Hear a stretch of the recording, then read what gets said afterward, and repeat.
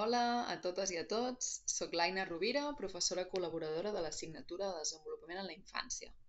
En aquest vídeo et compartiré algunes claus i consells per poder realitzar amb èxit la PAC3, centrada en els nens i nenes de 3 a 5 anys, especialment en l'etapa dels 3 anys, un moment clau en la conquesta de l'autonomia. Aquesta pràctica et permetrà analitzar situacions reals dins d'un centre d'educació infantil especialitzat en atenció primerenca, on hauràs de fer observacions, propostes psicoeducatives i, finalment, un vídeo orientatiu adreçat a les famílies. Abans de començar, és fonamental que tinguis clars els següents punts. En primer lloc, analitza a fons els 3 casos, d'en Martí, la Júlia i la Mina. Cada infant presenta característiques i necessitats molt diferents. Llegeix amb atenció les observacions i l'entorn de cada cas, per tal de poder fer propostes personalitzades, integrant les 3 dimensions: emocional, cognitiva i motora.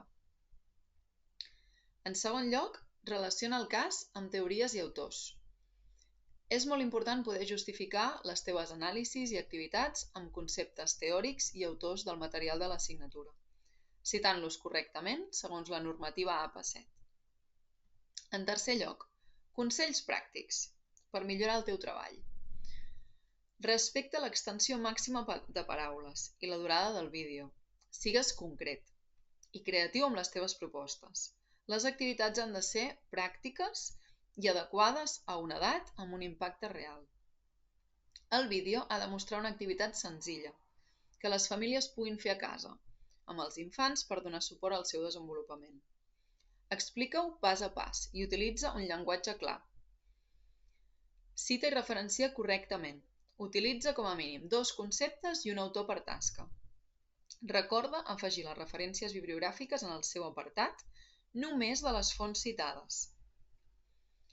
En quart lloc, planifica bé el teu temps. Organitza quan llegiràs, quan escriuràs, gravaràs i revisaràs per no deixar res per l'últim moment i poder lliurar un treball de qualitat. Mira el calendari.